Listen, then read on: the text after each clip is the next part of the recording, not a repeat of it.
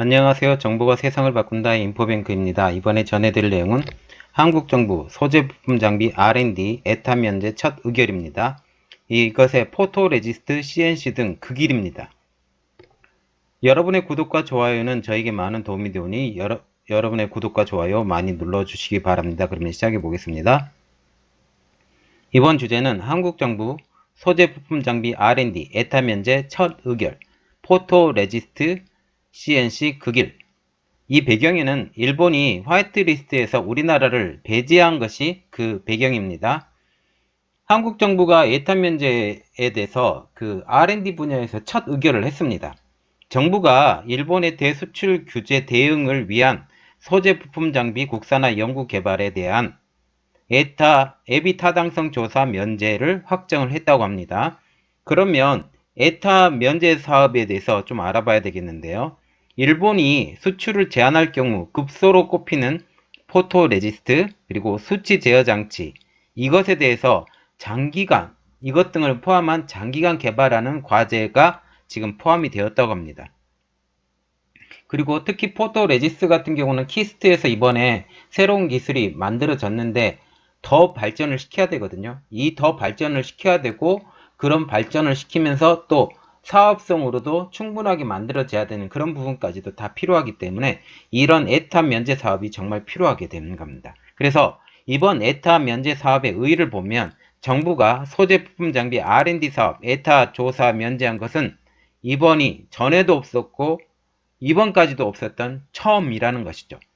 그리고 이후에 과학기술정보통신부의 국가연구개발사업평가자문위원 등을 거쳐서 이것은 내년부터 사업을 시작을 한다고 합니다.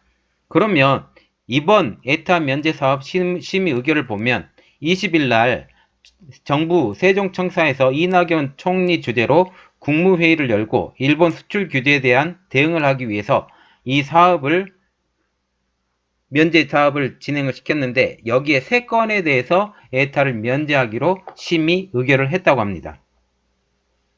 그러면 에타 면제 사업에 선정된 사업 3가지를 한번 알아보겠습니다. 산업통상자원부 소속의 사업 2개 있고 중소기업부 소속의 2개가 있는데 첫 번째 산업통상자원부 소속입니다. 첫 번째로는 전략핵심 소재 자립화 기술 개발 사업 추진 계획안 이게 첫 번째가 되고요. 두 번째로는 제조 산업 시스템 스마트 지역이 기술 개발 사업 추진 계획안이 됐고요. 그리고 중소벤처기업부에 의하면 테크브릿지 활용 상업화 기술 개발 사업 추진 계획안이 이 3가지가 에타 면제 사업이 되었다고 합니다. 그러면 에타 면제 사업에 선정된 3건에 대해서 보면 지난달 일본 수출 규제에 대응하기 위한 소재 부품 장비 국산화를 위한 장기 R&D 사업도 포함이 되었다고 하는데 여기에 포함되지 않은 기타 에타 면제 사업을 보면 우리나라 연구기관이 개발한 국산 기술을 중소기업으로 이전 이거 되게 중요하죠. 우리나라에서 기껏 개발해놓고 연구해놓고 연구기관에서 만들어냈던 게 중소기업으로 이전이 되지 않아요. 그 돈이 없기 때문에. 그것을 이전하는 비용과 상용화하기 위한 사업들도 에타 면제 사업에 들어갔다고 합니다. 그러면 에타 면제 사업의 기준을 보면 국가재정법 38조에 의하면 38조에 의해서 총 사업비 500억 원 이상 국가재정 지원 300억 원 이상인 신규 사업은 예산 편성에 앞서 에타를 무조건 받아야 되는데 이것에 포함이 되었기 때문에 이게 진행이 됐고요. 여러 건이 한꺼번에 하면서 큰 그림으로 지금 가게 되는 겁니다. 그래서 이번 에타 면제 사업에 R&D가 포함한 이유는요. 일본이 대한국 수출 규제 조치로 에타 면제 대상이 지금 확대가 된 거죠. 중요한 것은 일본이 이렇게 수출 규제를 하면서 우리나라 기술이 어마어마하게 빨리 성장하고 있다는 게 팩트입니다. 이렇게 함으로써 우리나라가 정말 기술 한국이 되어가고 있고 정말 세계 속의 기술 한국이 되어가고 있다는 게 자랑스럽게 생각을 하면 됩니다. 자, 그러면 에타 면제 사업을 분석을 해봐야 되겠는데요. 첫 번째, 아까 말했던 전략 핵심 소재 자립화 기술 개발 사업을 보면 반도체, 디스플레이 위주이고 소재 부품 장비 차세대 기술에 대한 국산화 과제를 포함을 하고 있다고 합니다. 그리고 두 번째로 제조 장비 시스템 스마트 제어기 기술 개발 사업이 있는데 이것은 CNC 기술 개발 방안이 포함이 되었다고 합니다. 여기에 소재 부품 장비 차세대 기술도 포함이 되었고요. 이것은 내년부터 2024년까지 스마트 제조 장비용 CNC 개발을 한다는 목표를 가지고 진행을 한다고 합니다.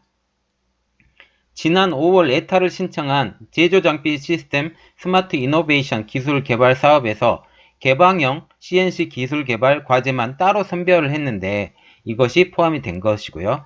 그리고 두 번째로는 테크브릿지 활용 상용화 기술 개발 사업입니다. 이건 중기부 소속인데 학계 및 연구소가 보유한 기술, 이건 세 번째죠.